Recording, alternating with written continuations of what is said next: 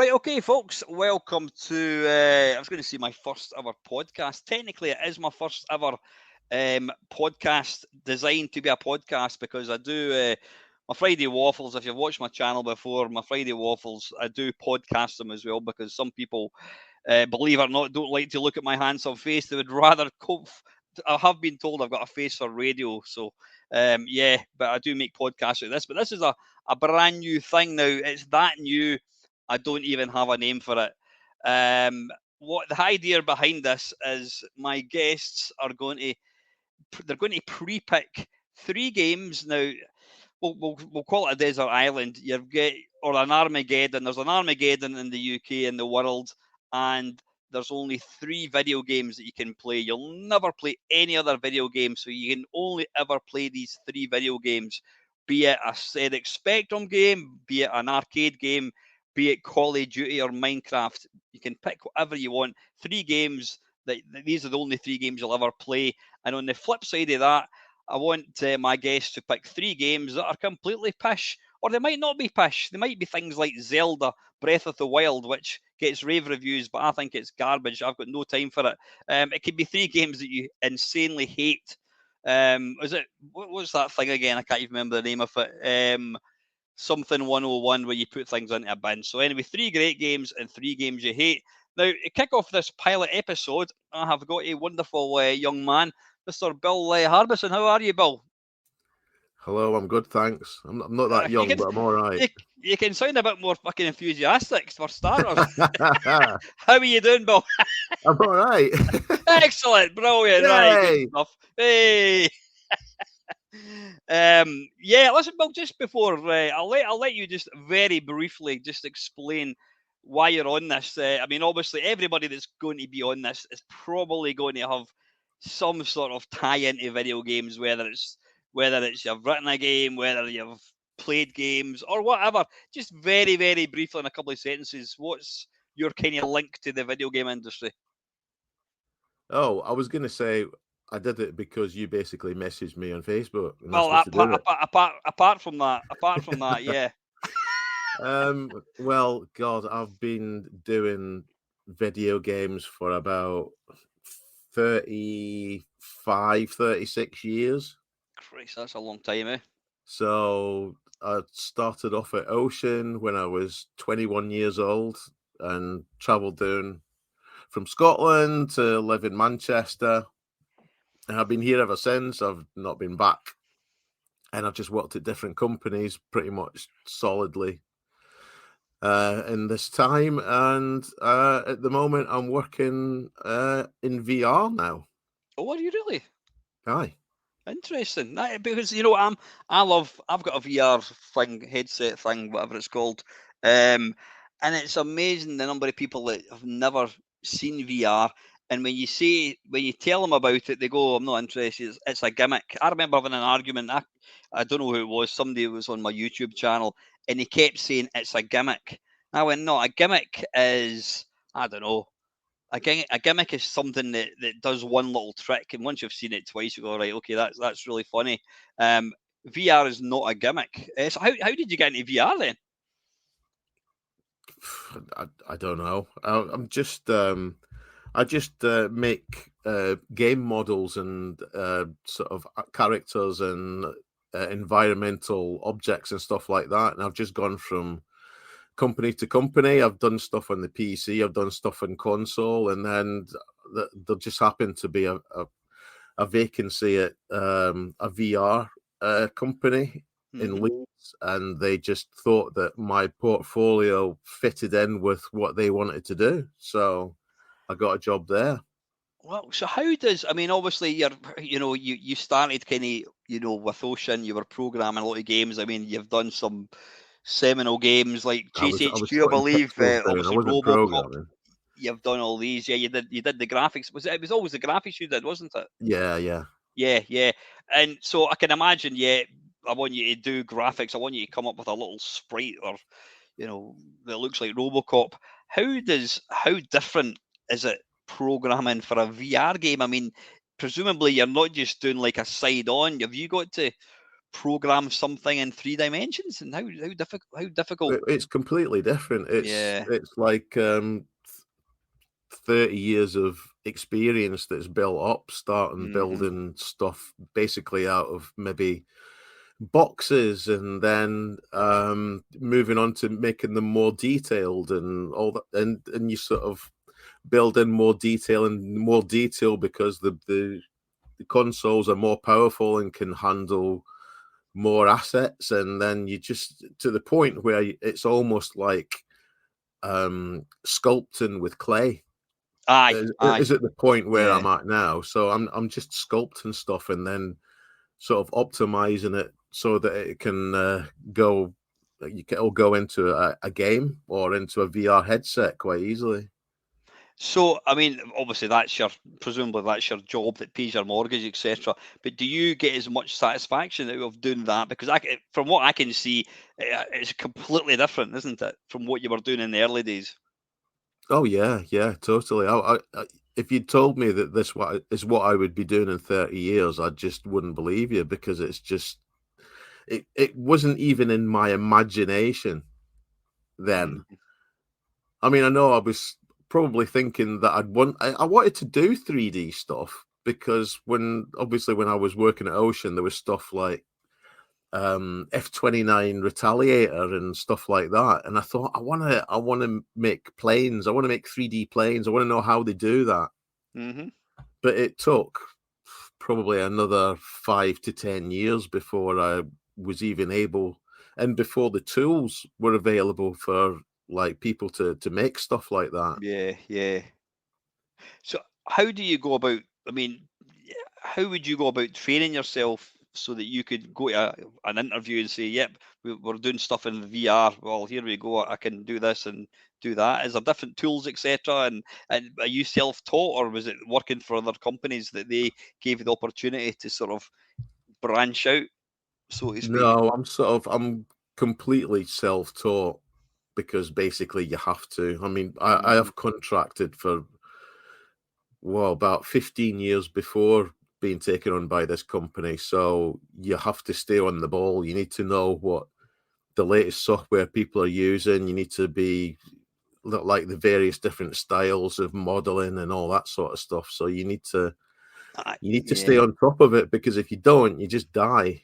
I suppose it's a bit like it's a I'm kind of going off topic here, but it's a bit like fixing computers. I mean, quite a number of years ago, I started a job.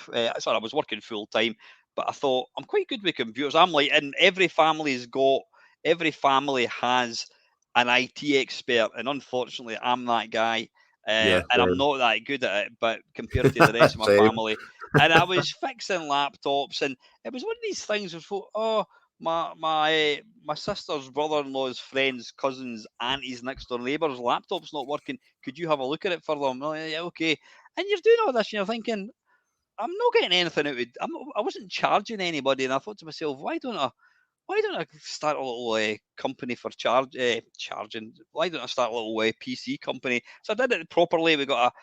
Me and my mate, we got a name. We registered through Company's House. And the idea being that we would go to somebody's house and fix it. And he bailed out after a couple of weeks. He wasn't comfortable going to people's houses, but doesn't bother me. Yeah. But I can always remember. I mean, I never practiced fixing stuff. It was just whatever, and it was all Windows XP, great. And then I remember going to this person's house, and I switched it on, and it was Vista, and I thought, oh fucking hell, I don't know anything about this. And the guy sat right next to me, and I can't even remember what I was trying to do. It might have been most of the time it was their computer was going really slow, in which case you uninstalled Norton Utilities, because that was always the thing that slowed it down. It was either that, or they were trying to get their Wi-Fi working. But to any kid under 20 years old, it was never as simple as it is now. Nowadays, you just go, oh, there we go. Harbison Wi-Fi, boom. What's your pet's name? I don't know. Fluffy. There you go. That's that. You can 9 times out of 10 it's somebody's pet. But back in the good old days, trying to connect to like Wi-Fi was a fucking absolute nightmare.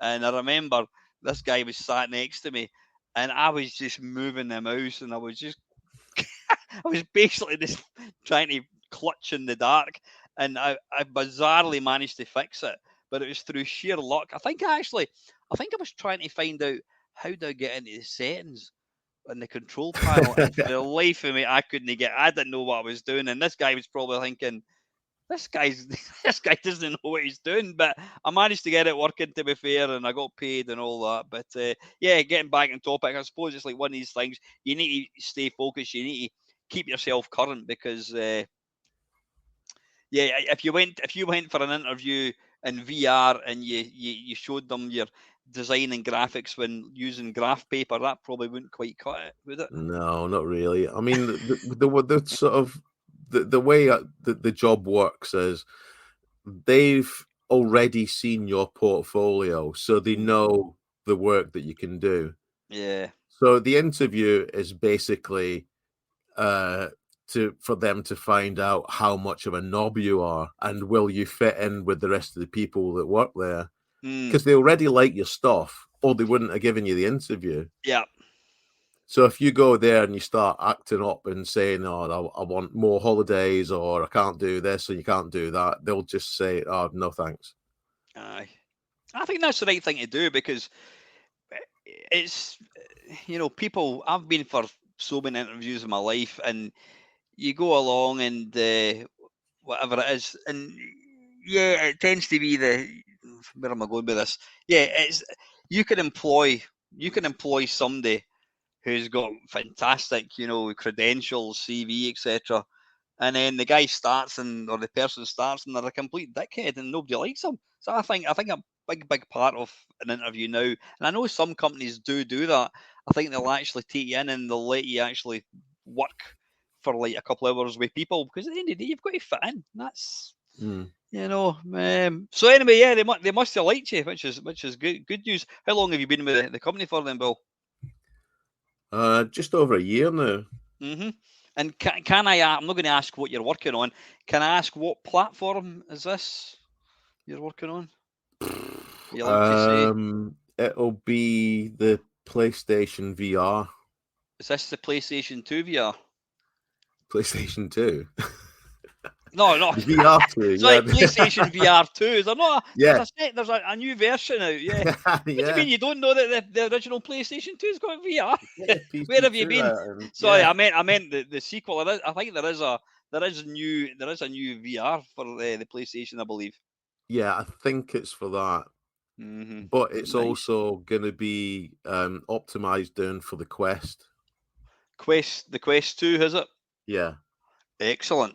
Well, I shall give you my my thoughts once it comes out. You've got it. It's the Quest 2 I've got, yeah. Oh, you should get one of the games that the company did here is a game called what is it? VR Pool, like a pool game.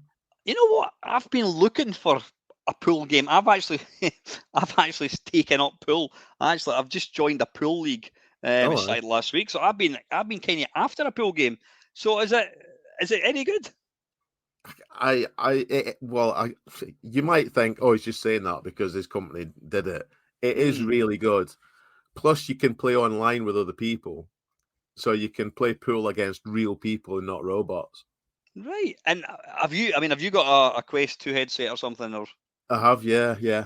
Oh, well, we can maybe tie up for a game then. Aye, why not? Aye, excellent. No, listen, brilliant.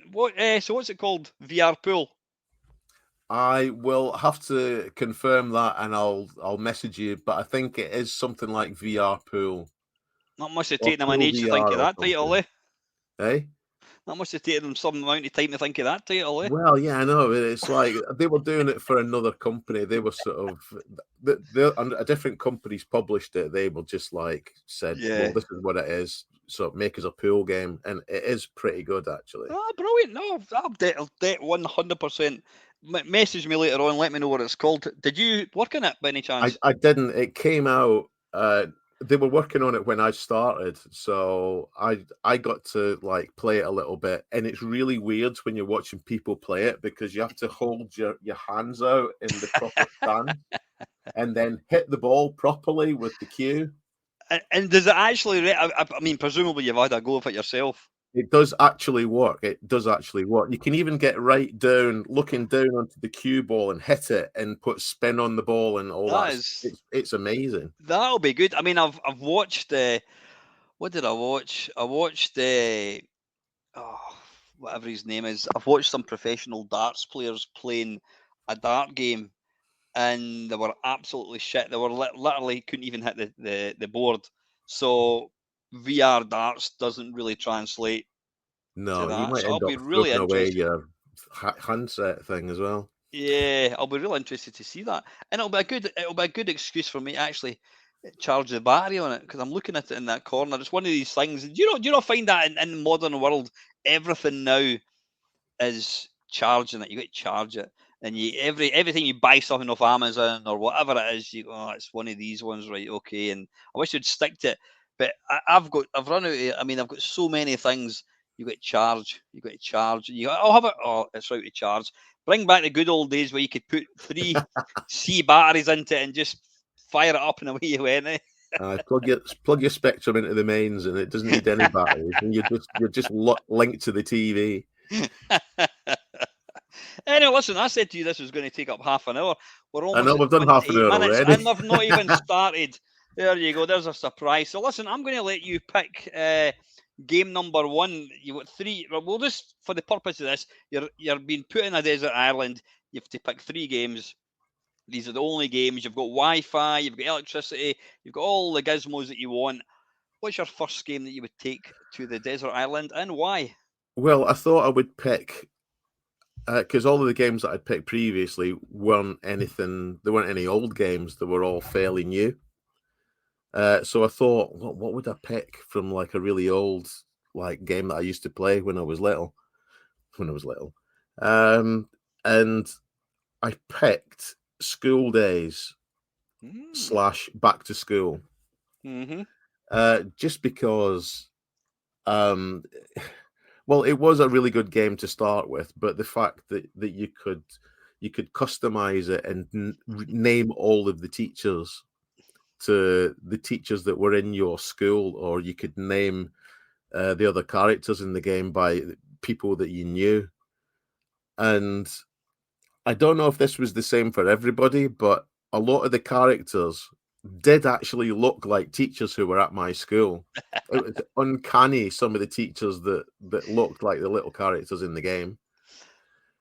Yeah, I never really completed it. I don't think I got very far in it, but I just like the idea of sort of running about in a school and causing havoc. I mean, I suppose it was almost. Does the game end? Does it get to like Friday and then the game finishes, or does it just kind of keep going on? I know that the idea of the game is to collect. Is it shields? I think, and then when you've collected them all the shields. I think you ping all the shields that are connected to the walls. Yeah. Once you've got all of them, I think you're then able to go into the headmaster's office and steal your report. I think that's the whole idea of it, is you have to get this report card that's in the headmaster's office without getting caught. Without getting caught. So what happens? I mean, presumably once you do it, the game finishes. I think so, yeah. I mean, I've never finished it myself. So could you see that having any longevity? If you're on the desert island, how would you keep playing? I think it would, because it would just remind me of those days when, like I was playing it, and I was at secondary school, and it'd just be a nice thing to remember and go back to. So it's possibly not quite. It's not, you've not picked it because you're going to beat a high score or you're going to get better at it. It's simply because it just brings back so many nostalgic memories of that time. Nostalgia. So, I don't know, 1984. I mean, I can always remember there was certain games when you went to John Menzies, or I mean, people in England talk about W.H. Smith. W.H. Smith never really kind of came above the border until, I don't know, later on. But it was always W.H. Smith up in Scotland, and they always had. They always had like a Commodore 64, a Spectrum in the window or displayed. Back to School, or School Days, I should say. I think Back to School was the sequel. School Days was one of the games that was always running. That, and what was that other bloody Bugaboo the Flea? Do you remember that one? God, I hate that game. Funnily enough, I didn't put that on my list of games that I hate. But oh my God. Yeah. That was an exercise in frustration, that bloody game, eh? But no, I mean, I was a C64 guy, and I think School Days did come out for that, but I never really played it. And I've always, since getting Spectrum, I've had a Spectrum now for probably 15 years, and through emulation, I have tried it. Never got that far in it, but I always think that was if you're going to play, there's certain games and certain computers, or certain games that came out for a multitude of computers, but there was always one computer you thought, if you're going to play Manic Miner, it's got to be the Spectrum. If you're going to play Uridium, it's got to be the Commodore 64. You know, and I think School Days was it was firmly in the Spectrum camp. Oh yeah, I mean, there are certain games that are only. I mean, the other versions are all right, but obviously, you know, like the Commodore version of certain games is like far better than the Spectrum versions. Like immediately comes to mind is Resposible. You just can't beat it, even on the Amiga and the ST. It's not as good as the Commodore 64. I think I mean, that's. I was lucky enough to interview or have a chat. It ran for 5 hours with John here. And I think I said, I mean, Whizball is probably one of the finest 8-bit games ever made. It was everything came together. It's a beautiful game. But so school days. You can only pick one. You can't have back to school. You can only have one. What's it going to be?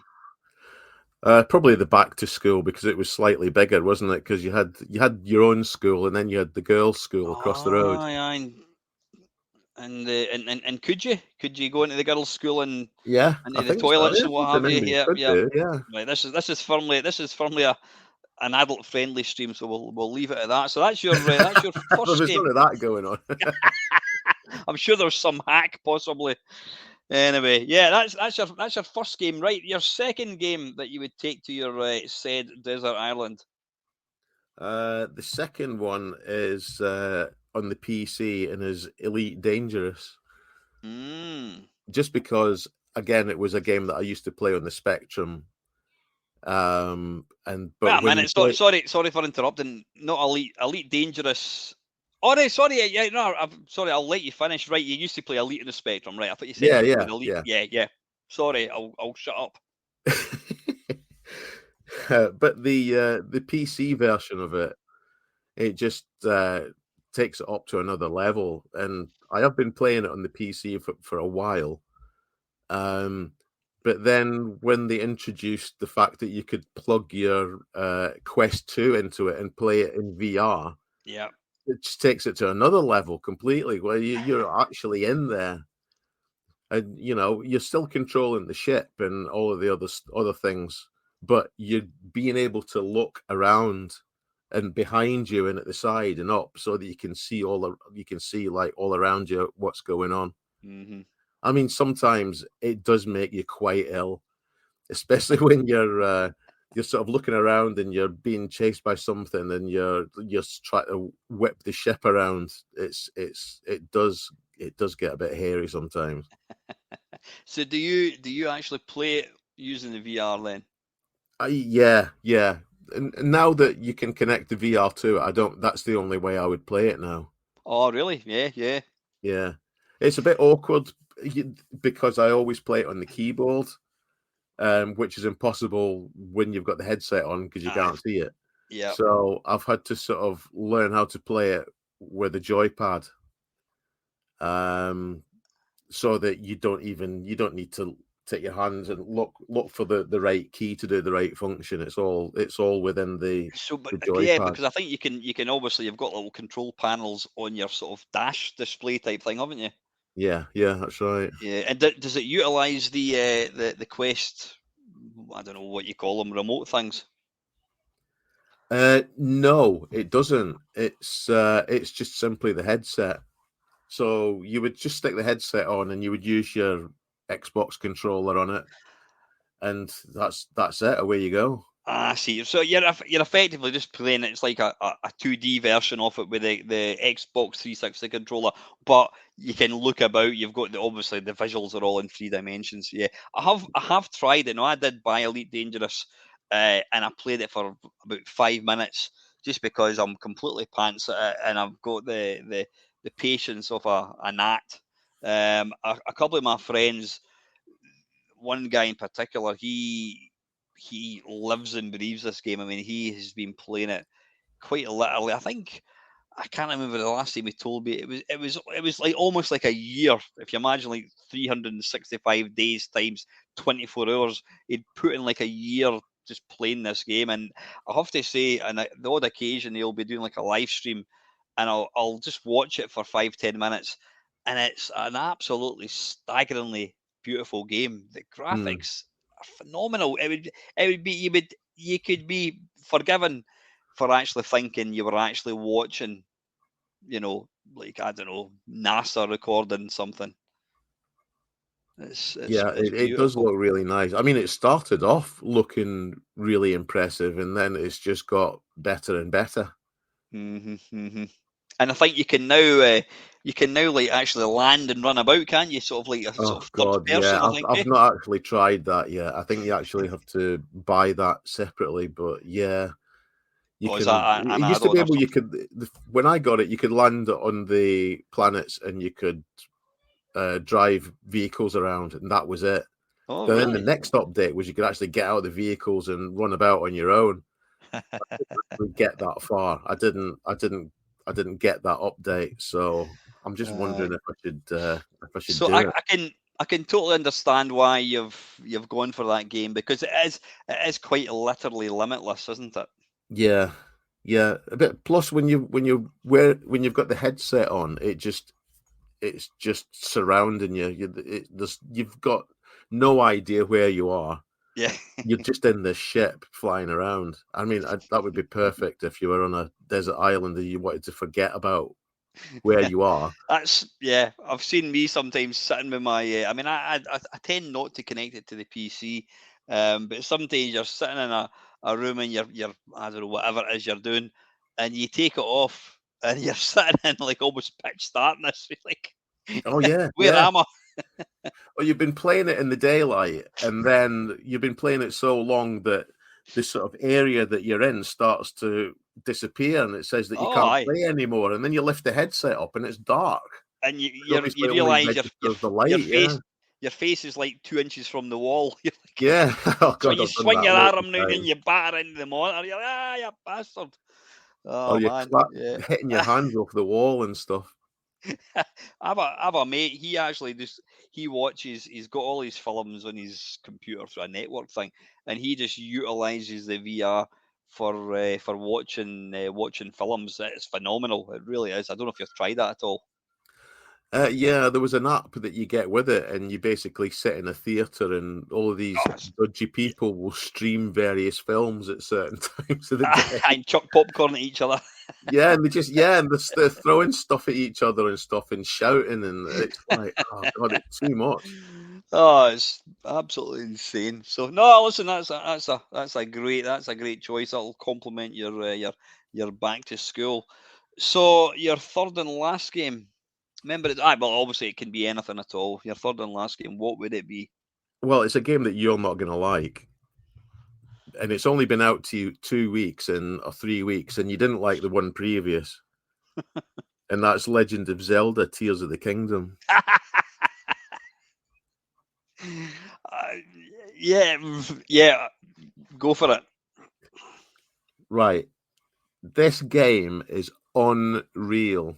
I can't get my head around how they have managed to do it, and how they've managed to not break the game, and how they've managed to put it into a Switch that's about 7 years old. Yeah, I was just going to say that. Yeah. It's insane. The fact that you can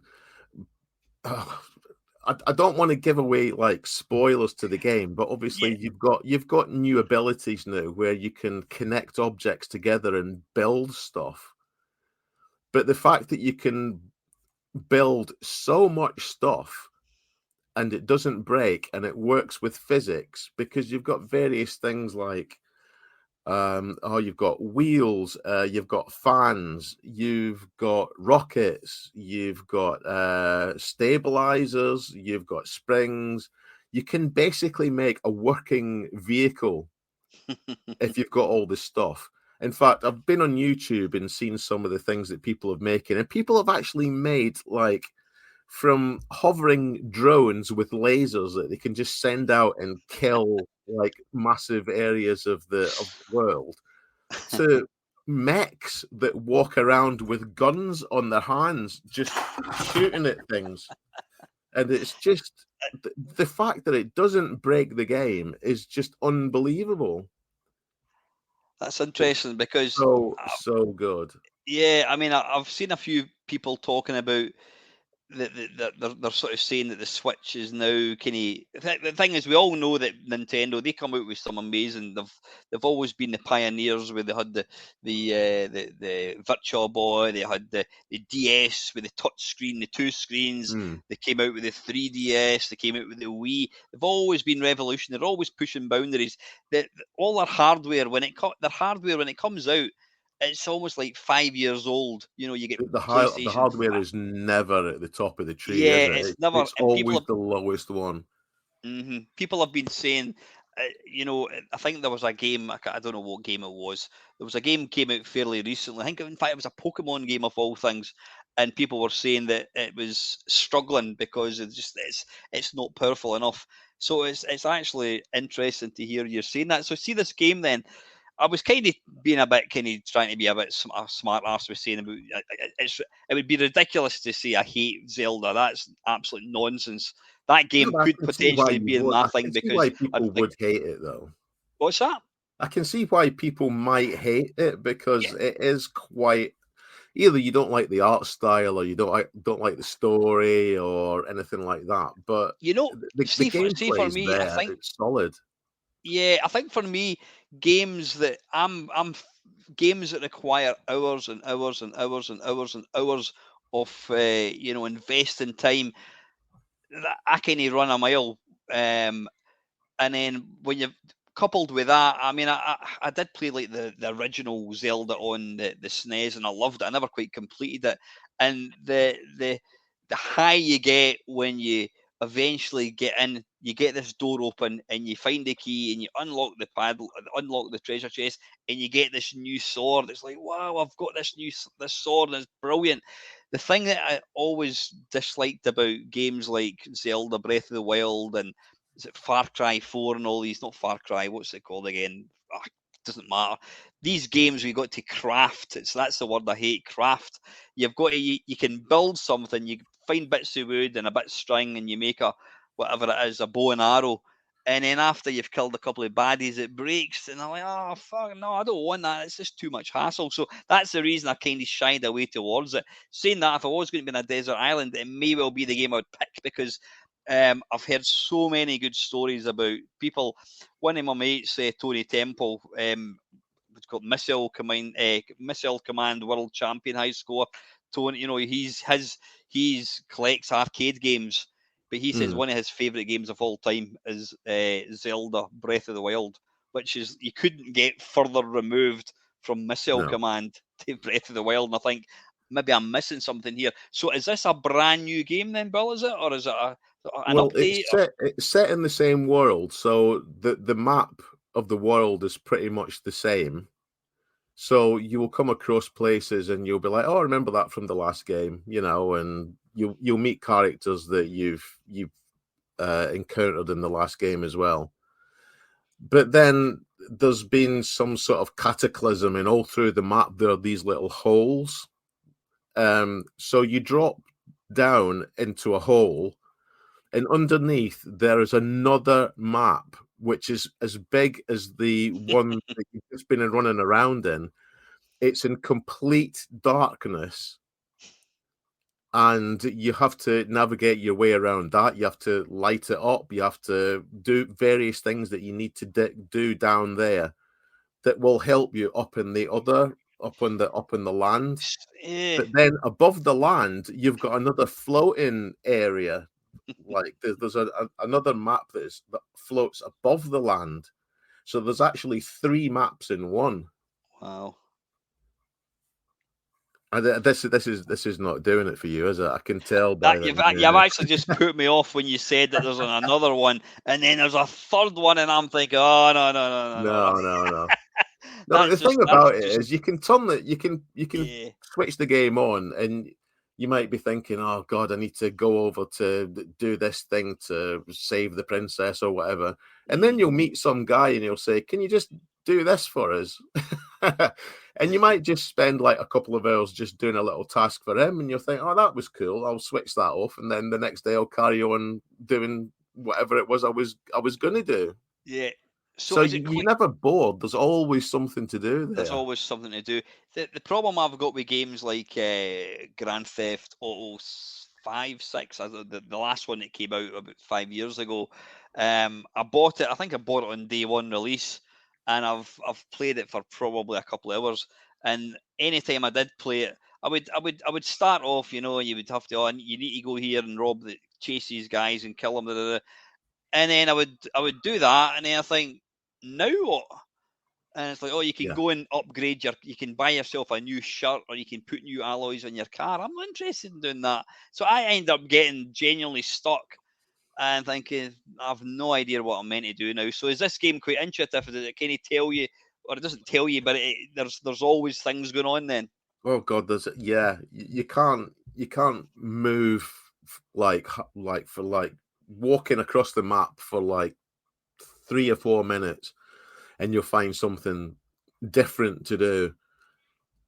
You never get to a place where there's literally nobody around and you don't know what to do, because there's so many quests and side quests to follow that you just never bored. Yeah. You're maybe convincing me here. How have you played the original Breath of the Wild? I did, yeah. And I can see the differences in it, because that thing that you were just talking about that you absolutely hate, the stuff about the how you could get different sort of arrows and stuff, like you get bomb arrows and all that sort of things that would blow up, and fire arrows and ice arrows. But now they've just completely got rid of them, so you just buy arrows, and then you might pick up like them when you kill one of them frozen enemies, and it leaves little frozen ball things, and you collect them, but you don't really know what to do with them. Well, you can you attach them to an arrow. You can now attach things to your weapons. So instead of buying fire arrows for like 50 credits or whatever it is, you just get your normal arrows and you attach stuff to them. The same with the swords and the shields. I think I might have to check it out. So how far did you get with Breath of the Wild then? And I take it you don't think, oh, wait a minute. Breath of the Wild, but I didn't. I finished Breath of the Wild, but I didn't complete it, if you know what I mean. All right, you didn't 100% it, whatever. No, I didn't. No. And go on then. How many hours did it take you to sort of complete it?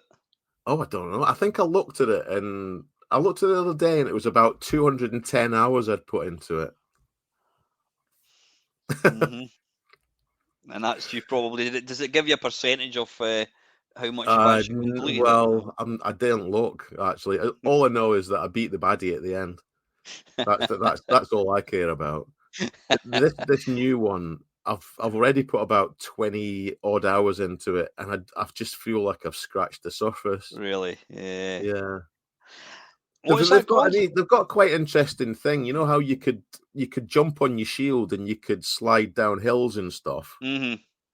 Well, they've got these mining, because part of it's set in a mine, and they've got mining carts in it that you need to travel to different areas.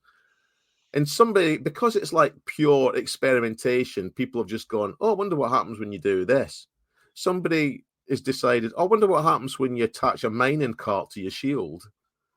So it does it, and then it's like, what do you do now? So you do the shield surfing, and you go about 3 times as fast because you're on a cart now. It's just whatever you can actually think of to do, you can try it, and it'll probably work. Yeah. So I think for me, it's not even that. When it is, I get bored, but I always feel overwhelmed with games like that because I think to myself, I'm missing out. I'm missing out on so much, so I can't possibly be actually getting the enjoyment that I should be getting from it.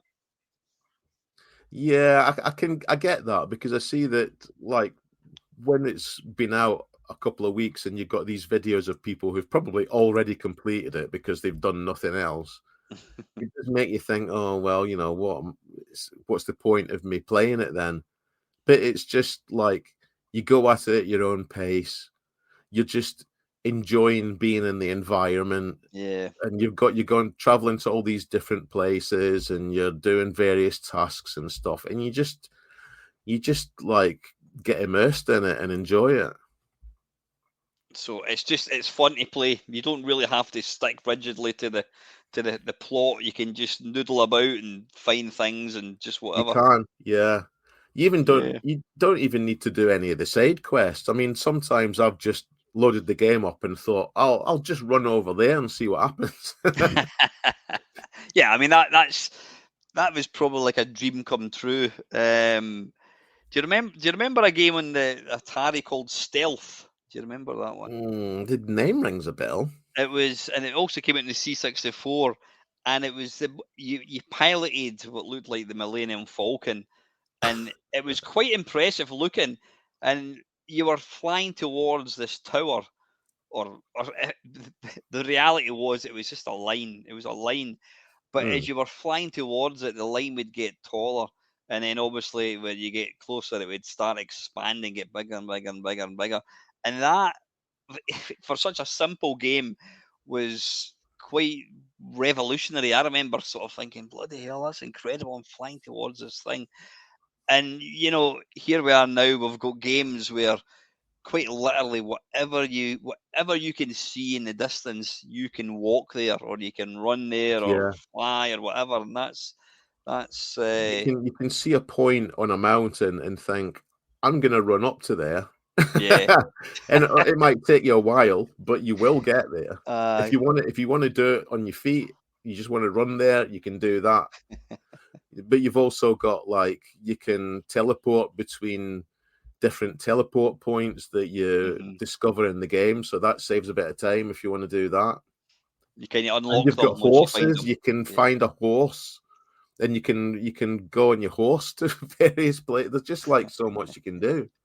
So it's for somebody that's played the original, the Call of the Wild, whatever it's called, Breath of the Wild, you would recommend this over that one. Oh God, yeah. Yeah. Now you do know I'm going to have to go and buy the damn thing now, and then I'll. Well, yeah, have a look at it on YouTube first, because it might still not be your cup of tea. I know it's one of these things you can't. If you want to get the most out of something like that, you've got to invest time, and I'm quite lazy when it Yeah, comes to that's things the like thing that. though. If you haven't got the time to invest into it, then like I wouldn't bother spending the money on it. Yeah. I'll maybe have a wee look, but now Plus, listen. it's on a portable system, so you can take it with you anywhere. But obviously, I prefer to play it on the TV. Yeah. Oh, excellent. So I mean, yeah, you've picked one game that just brings back happy memories when you were at school, and then you've got an infinite kind of space simulator where you can just fly for thousands and thousands of hours, and then you've got this. You're stuck in your desert island or in your cave because there's been a nuclear war, but you through the wonders of what's it called again? Zelda and the Legend of Zelda: Tears of the Kingdom. Tears of the Kingdom, yeah. So you can live your life through this game. Yeah, that's it. Fantastic. Right, 3 games that should never have seen the light of day. For what now, don't feel free to offend anybody. Don't worry about it. It's my channel. You can say whatever you want. Well, my first choice was going to be any of the Dizzy games, but then Yeah, but then you mentioned Bugaboo the Flea, and I could feel the sort of bile rising. So Bugaboo the Flea brings back quite bad memories for me because it was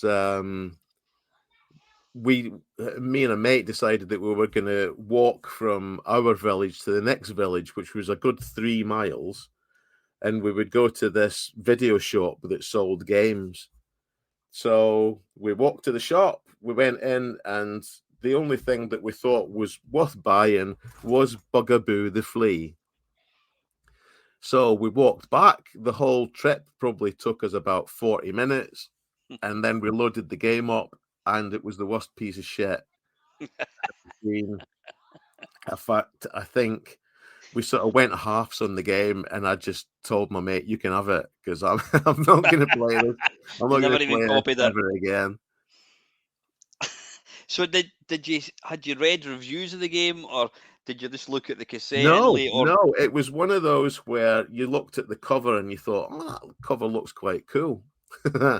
I think it was by Quicksilver, was it? It was it by a was? And I company think the that guy had that done. programmed it was Pancho something or another. I think he was like Spanish. It was by a company that had done some quite decent stuff, I seem to remember. So we thought, well, come on, we'll just get this. And oh God, it was so bad. I mean, I have tried to play it like recently on an emulator, and It's awful. it is, yeah, terrible. As I says earlier on, it was one of these games. I think you kind of you felt hoodwinked because it drew you in. It was one of these. There weren't many games on the 8-bit machines that had sort of like intros. Most of them just had a plain screen with a title, and if you were lucky, maybe in a Commodore 64, a wee bit of music. But this thing actually had a sort of a small movie where you saw the flea bouncing along, and then he fell down this big hole, and then it would start. Now, I mean, the controls for this game were awful. I think if I'm right in thinking, you could either I think if you held the joystick to the left and you held it to the left, you would get a power bar. It would go up, and then when you let the joystick go, it would then jump depending on the amount of power. Yeah, it was basically, well, I played it on keyboard, so the longer you held the key, the further you jumped. Yeah, and so you had that. So it was like, and I think if you just kind of tapped the key, it would just kind of jump along, do wee kind of wee jumps. If you held the key in, it would do one big massive jump. But the idea being, you just had to try and get out the hole, Yeah. and you had all these like rock formations, and you were trying to jump onto levels, and it was just so frustrating. But you've got me bloody going here. It's your game, not my game. Fucking hell. Well, that's the effect that it had on me, because it wasn't just that. It was the fact that if you held down the button long enough and it did a massive jump, it would jump off the screen, and then you'd have to wait a couple of seconds for the screen to scroll across so that it was back on the screen. And then you'd hit some fucking bit of rock or a spike or something, you'd be dead. I mean, what is the point of that? You're just basically doing a leap of faith, and you just don't know where you're going to come out. Aye, it was. It was just like things that chased you, I seem to remember. there was there was oh, not a velociraptor. What are they flying dinosaurs called? Oh, like a pterodactyl. Pterodactyl. Yeah, there's a kind of pterodactyl thing that kind of moves about, but I mean, I think it was. I don't know if it was the Spectrum. Yeah, it was probably the Spectrum. It had the most god awful sprite. We call it sprites. I know the Spectrum didn't have sprites, but for the purposes of this podcast, a sprite is your character. If your character came within like a block of this pterodactyl, it would instantly go boom, and it would like cut to an animation of the pterodactyl. Like I don't think it was animated. It caught your flea, even though you were nowhere near it. Yeah. It was like a magnet. It would go boom, and that was it. It's like, fuck's sake. Yeah, very bad collision detection. I think it was the fact that if normally when you detect that you're hitting a sprite, it's if you're actually hitting the pixels on the sprite. Mm-hmm. But with this, it was like if you hit the empty bit in the Aye, empty aye. bit that's around the outside of the sprite, you die as well. Awful. So it was a terrible idea for a game. It was terribly executed. Yeah, there's not really much to add to that one, is there? If it actually scrolled and you could scroll the screen left and right to see where you were jumping to, and you had a bit more control, it probably wouldn't have been too bad. But there was just nothing. So was that, how much was that? £7 or something, was it? Yeah, something like that. I take it your mate just used it to copy other games. They just use it as a blank. I don't know. I just gave him it and just didn't want to see it ever again. Anyway, yeah, there you go. That's your number one. So that was you'd forgotten about that game, hadn't you? Obviously, you were. I do apologise if you wake up in the middle of the night screaming, sweating. Ah! I do apologize. You can apologise to your missus, mate. I didn't mean I know. I didn't mean to bring back these memories. You know, when you're trying to think of these games and you think, I can't think of anything that I really hated that much, because you can find good things in most terrible games. And then you just said Bugaboo the Fleet, and I just could feel like the back of my neck burning with rage. Yeah, the bile building up in your tummy and the mist starting to descend across your eyes. Thanks for mentioning that, though. Right, well, you mentioned, right, okay, well, you've got another two to pick. You did mention a series of games, but I'll let you decide what you're going for. Oh, I'm not gonna say anything about Dizzy because it might offend some people. Well, all I'll say is, I thought I was one of the few people that never really got the whole Dizzy thing. I never really got it. No. There was loads of us. It's just the people that love Dizzy are the most vocal. I just found it completely unplayable and pretty much pointless as well. If you're actually getting fooled, but I'm gonna get in trouble now. If you actually get fooled by a nicely animated character and you can forgive all the horrible, bad collision detection and the pointless puzzles, and this looks like something I can jump on. No, you're dead. Oh, that looks like something that's going to kill me if I walk on it. No, it doesn't. So yeah. Anyway, enough about that. Yeah. Well, that's you can't get four. You can't get four. So you've got two left. My second one is also a ZX Spectrum game, and it was lauded as being a huge game when it came out. It was going to revolutionize computer games, and it was going to be huge and immense, and it was going to blow your mind. And that was the Great Space Race. That I can remember the name of it, but I don't remember anything about the game. It came in one of the biggest boxes that I've ever seen. One of those big plastic ones that you used to get videotapes in, but like twice as big as that.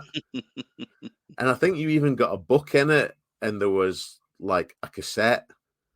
And when you loaded it up, for a start, it was written in BASIC, which is always a red flag. The game was written in BASIC, seriously. Written in BASIC.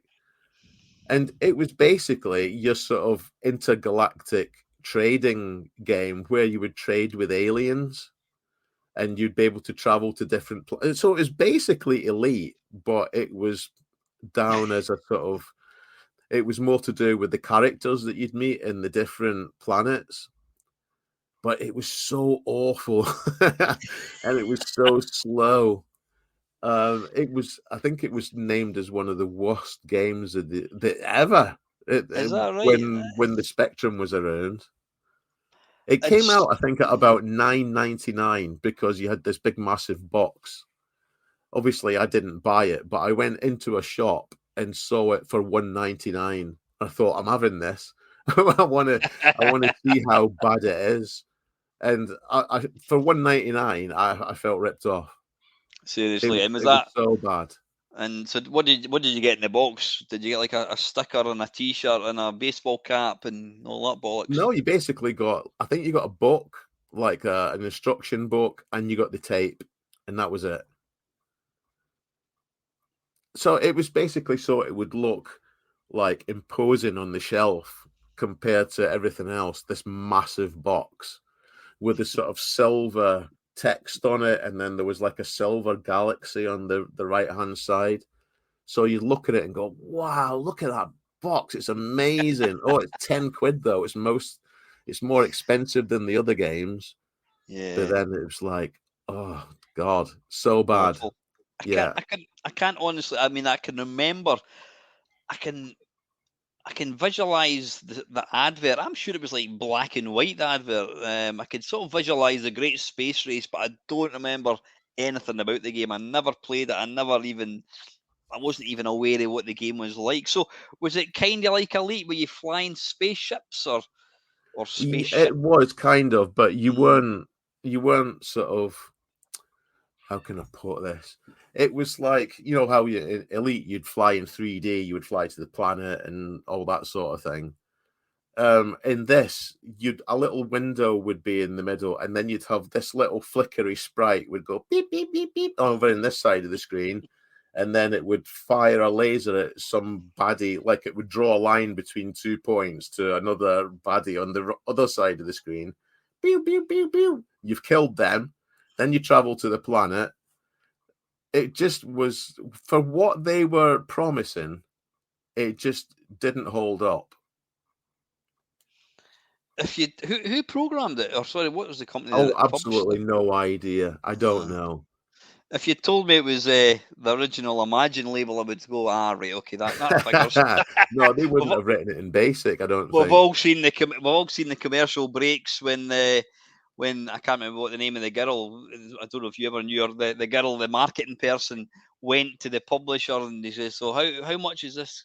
What's going to be in the case? Or how much is it going to be?" She goes, "Oh, £14.99, or was it £40? Something like that." He went, £40 because the average game is £6.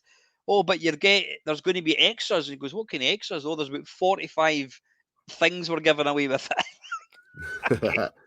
45 things. You've always the minute you know that you're getting T-shirts and what have you, you know that the game's going to be shit. Yeah. Apart absolutely. from Elite, I mean, Elite. It's funny, we're just talking about Elite. I've still got my well, it's not the original one. I sold it and then I've got it again. But the original Elite from whoever it was Firebird Software actually made it for the Spectrum and thing. You got your manual, you got your novella, you got a cardboard thing overlay, you got a poster with all the different ships in it. You got loads of things in that. But then that the game lens itself lock as well. That was fantastic. What was that? The lens lock as well. Was it the Spectrum lens lock? Was it?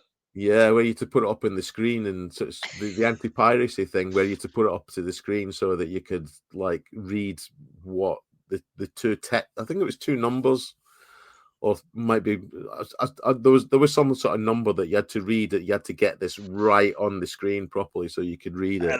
Yeah, and apparently because they never actually accounted for the fact that people had different sized TVs, it was simply unusable.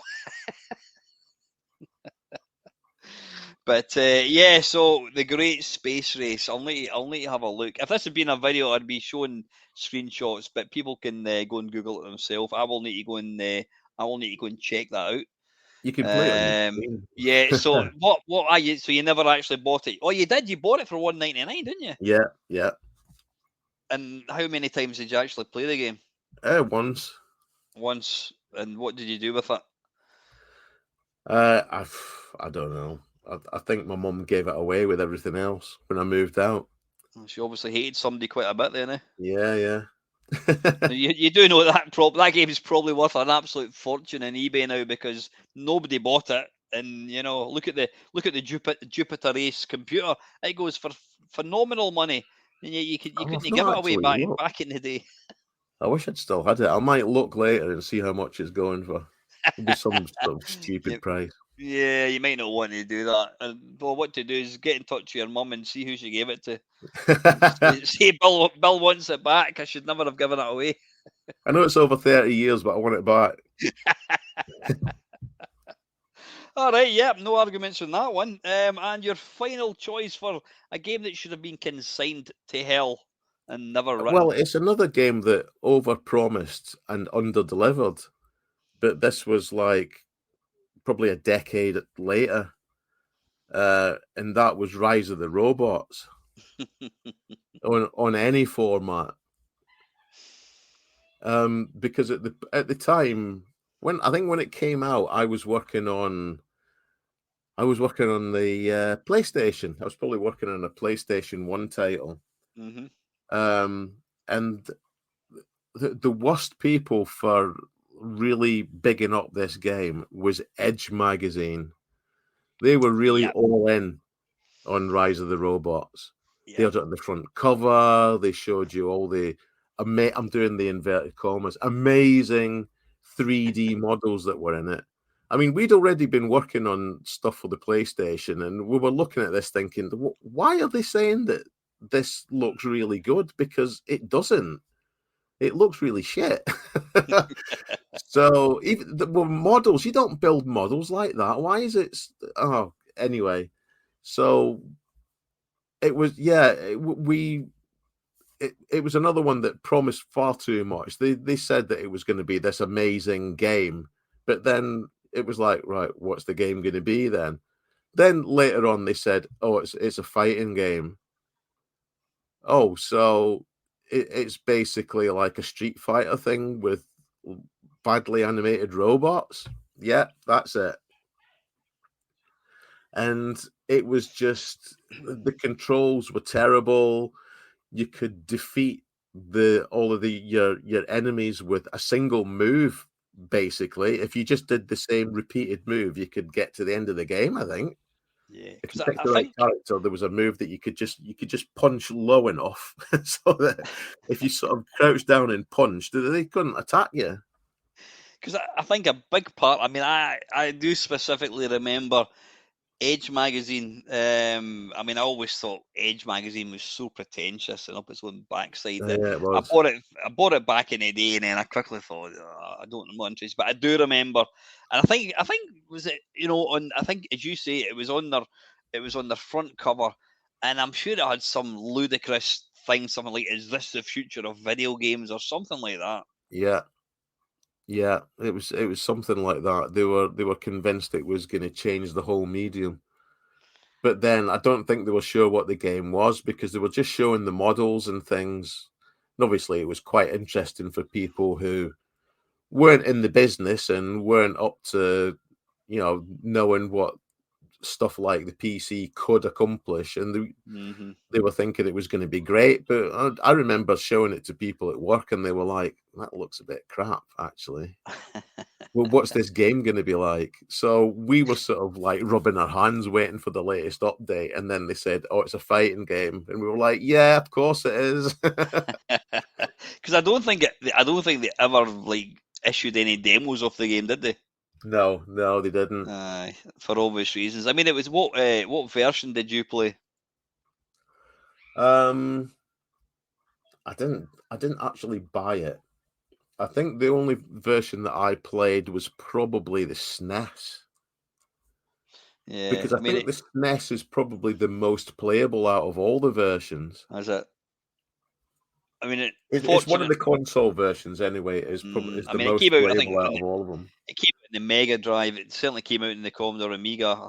Did it come out in the Atari ST? Probably. It didn't come out on the 8-bit machines, because it wouldn't have come out in 8-bit machines, because they were trying to sell this thing, as you say. It was like the second coming of Christ. This game, it's going to, as you say, revolutionise everything. And I don't know. I was never. Somebody should do a ZX Spectrum version of it today. I really do. That would, because you could easily do it. The ZX Spectrum is quite capable of recreating Rise of the Robots. I'm quite sure it could probably do it. I mean, we've all seen the version of like Mortal Kombat that somebody released. I don't know if it was playable or not, but it's just a pity we don't know anyone that could do the graphics, Bill. Eh? Oh, I don't know anybody now. Make it happen, yeah. Yeah. I mean, did Edge magazine actually review the game? And what did they give it? They must have. Or maybe they just ignored it when it came out because they were so up themselves. You know, we would look at reviews in Edge and you'd think, oh, yeah, well, they always give a shit mark because it's Edge. They always go for some, I don't know, some stupid game that you've never heard of. They give it high marks. Yeah. But, you know, any game that people were actually playing, they always marked it down. Anything by So Peter I Molyneux. don't know if they actually did review it after all the sort of hype that they put into it. They must have. That's something I need to find out. I need to have a look at that now. Now that we're talking about it, I'll need to see what did Edge magazine actually give it. I mean, that or Peter Molyneux games, they loved. And I think that was part of the reason I kind of went off Edge, is because the first 14 pages would be how wonderful black and white's going to be, and it's going to have this, and it's going to have that. And then the resulting game was nothing like what they said it was going to be. No, they seem to have like history with this, don't they? But yeah, I'm definitely going to. I've got quite a few games I need to check out. I need to check out what am I going to check out. I need to check out the Tears of the Princess Zelda game.